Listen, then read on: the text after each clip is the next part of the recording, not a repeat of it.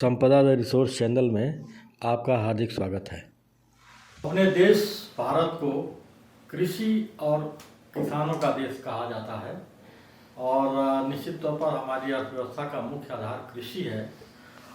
कृषि से जुड़ा हुआ जो लोक जीवन है, किसानों का जो जीवन है, वह हमारी जो कृषि की संस्कृति, हमारे देश की मूलतः कहा जाए तो संस्कृति जो है वो कृषि की संस्कृति है।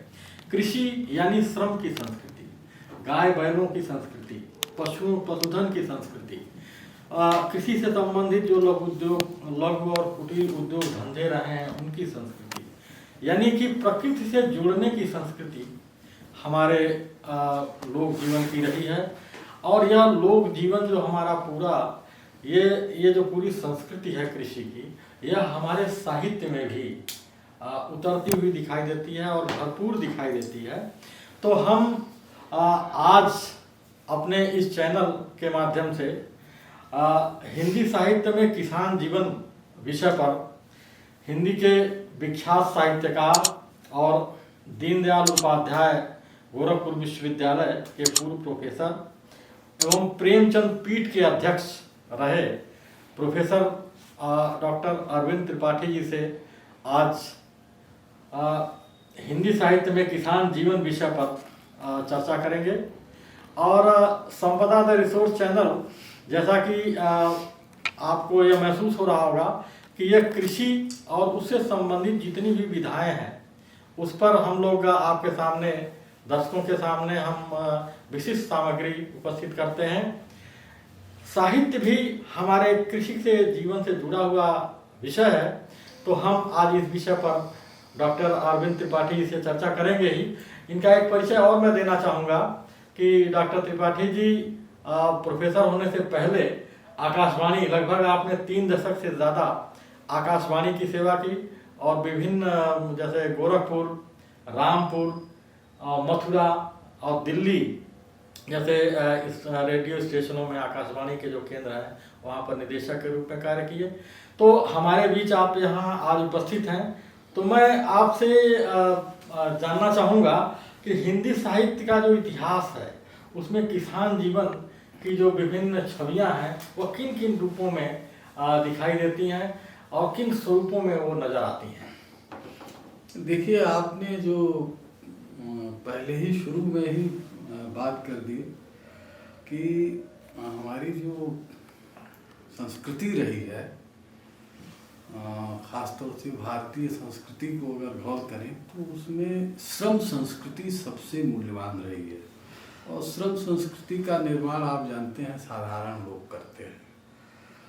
इसलिए लोक जीवन का जब भी हम विश्लेषण करते हैं तो किसान जीवन जो है अपने आप आ जाता है। जी, भारत को गांव का देश कहा ही गया है। जी, अभी भी अर्बन हम नहीं हो पाए हैं पूरा, और अभी भी अधिसंख्य जो आबादी देश की है वो कृषि पर आधारित है और गांव में रहती है। जी जी जी, बिल्कुल ठीक। तो हमारे साहित्य पर जो है बहुत गहरा प्रभाव है। हिंदी साहित्य के इतिहास को अगर आप गौर करें तो करीब करीब 2000 वर्षों का इतिहास इसका है। जी जी। और मतलब आदिकाल से लेकर आज तक तो आप देखें कि इस पूरे परिदृश्य में जो किसान जीवन की छवियाँ हैं वो बहुतायत है। बहुतायत, बल्कि मैं ये कहना चाहूँगा कि हमारा जो साहित्य है, शुरुआती साहित्य है, वैदिक साहित्य को भी अगर आप अगर जोड़ लें तो उसमें भी आप देखिए कि पृथ्वी सूक्त है। जी जी जी। फिर उसके बाद आप देखिए बादल, प्रकृति को के बारे में, और प्रकृति की शांति, अंतरिक्ष बिल्कुल शांति, तो पृथ्वी शांति, रापा शांति, बिल्कुल औषधय शांति, वनस्पतय शांति।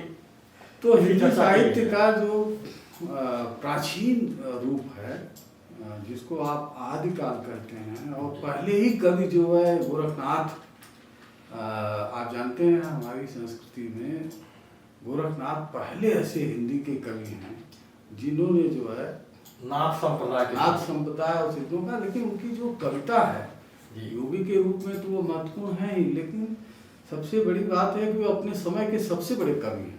इस बात की ओर इशारा डॉक्टर रामविलास शर्मा ने जब मेरी पहली बार भेंट हुई तो उन्होंने कहा कि भाई कहाँ के हो, तो मैंने बताया गोरखपुर के। तो कहा गोरखपुर के सबसे बड़े कवि का नाम बताइए।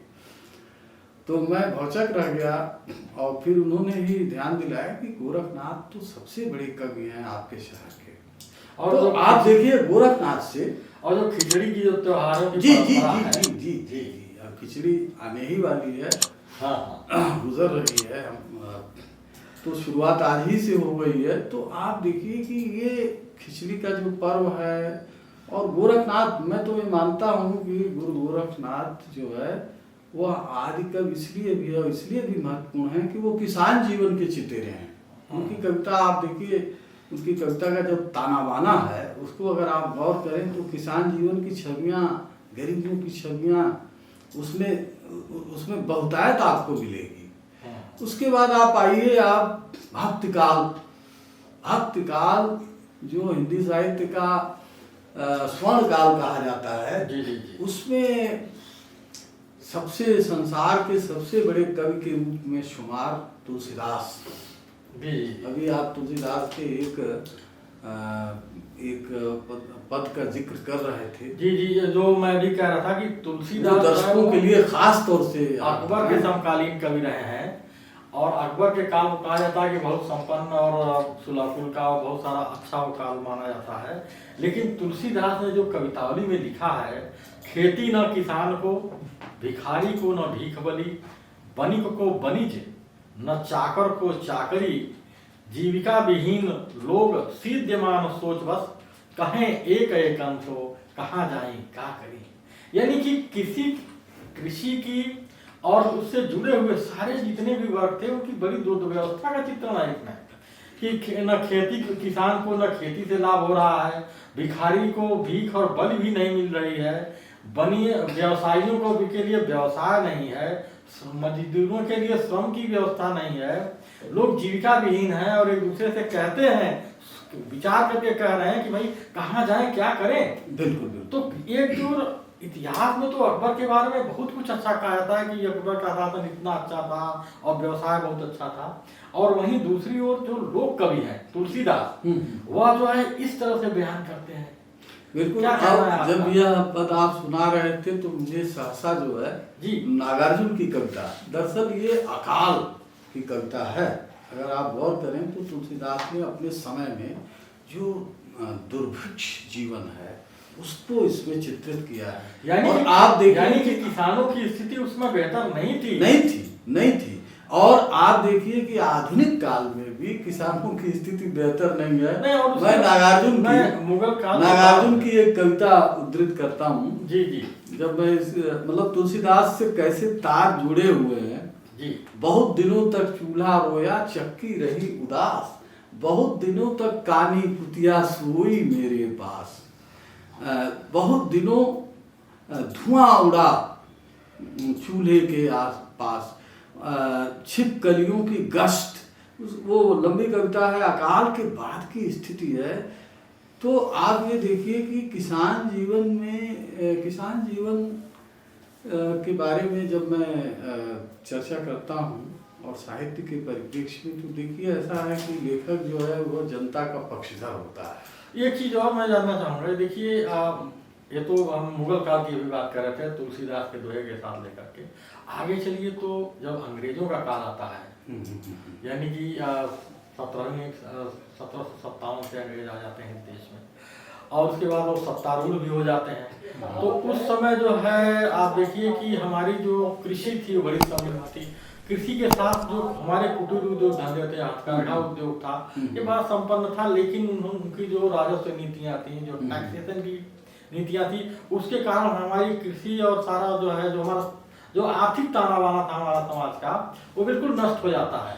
और अर्थव्यवस्था जो है हमारी, जो उस समय इतिहास में ये गौरतलब है कि लगभग अंग्रेजों के शुरुआती दौर में लगभग विश्व की 25%, लगभग 23% जो अर्थव्यवस्था वो हिंदुस्तान की थी।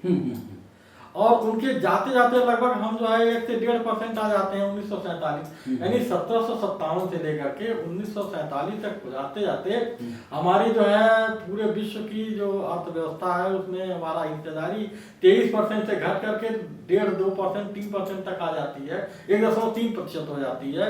यह अत्यंत दुर्भाग्य है। तो ये पूरे हमारे साहित्य में भी आता है। बिल्कुल बिल्कुल। लेकिन एक बात, मैं चूंकि भक्तिकाल के कवियों का जिक्र हो रहा है, तो देखिए सूरदास जो है जी, वो घरेलू जीवन का, लोक जीवन का, भक्तिकाल में ही नहीं पूरी दुनिया में घरेलू जीवन का उससे बड़ा कवि पैदा नहीं हुआ। आप देखिए कि उनकी कविताओं को पढ़ते हुए ये एहसास होता है कि हमारे यहाँ पश्चिमी उत्तर प्रदेश में सूरदास का जीवन आप जानते हैं मथुरा के पास व्यतीत हुआ। जी। तो वहाँ उनकी कविताओं में जो वर्णन है, खासतौर से कृष्ण का जो बाल वर्णन है और नंद और यशोदा के घर का जो परिवेश का जो गोकुल का, उससे लगता है कि हमारे यहाँ जो कृषि कल्चर में जो पशुधन है, जी, खास तौर से गोधन, वो बेहद प्रभावी रहा है। और कहा जाता है कि नंद के पास जो है 1 लाख गायें थी। जी। उसका जो वर्णन किया है उन्होंने, जैसे दही मथने का जो जिक्र है और घरेलू जीवन की जो छवियां हैं, आप देखिए कि किस तरह से सूरदास ने जो है हमारे किसान जीवन की, भाई जो नंद का जो घरेलू जीवन है वो किसान जीवन है, गोकुल का जो जीवन है वो तो किसान जीवन है। और इसीलिए उनकी कविता जो है बड़ी कविता होती है, क्योंकि किसान जीवन से जुड़ी है। आप देखिए तुलसीदास का भी आपने जिक्र किया, तुलसीदास भी किसान जीवन के कवि हैं। बिल्कुल। कबीर जो है मसमौला फकीर था, लेकिन कबीर भी जो है किसान जीवन के ही कवि हैं। और वो हमनी के जो, और भोजपुरी समाज के हैं। सबसे बड़ी बात यह है कि कबीर जो है भोजपुरी समाज के कवि हैं, और उनकी कविता में जो है हमनी के, हमन है इश्क मस्ताना, हमन में होशियारी क्या, रहें आजाद इस जग में, हमन दुनिया से यारी क्या। ये एक तरह से कबीर का फक्कड़पन ही नहीं है, ये भारतीय किसान के जीवन का भी फक्कड़पन है कि सब कुछ डूब जाता है बाढ़ में, अकाल में, अग्निदाह में, लेकिन किसान जो है अपना मन जो है मलिन नहीं करता है। किसान की सबसे बड़ी ताकत जो है आप जानते हैं पुरुषार्थ है। हम लोग तो ऐसे परिवेश की उपज हैं जो खेतीबाड़ी की ही संस्कृति में और ग्रामीण परिवेश में जो कछार जीवन होता है, बिल्कुल सही है, उसकी वेदना को वही समझ सकता है जो उसका भोक्ता हो।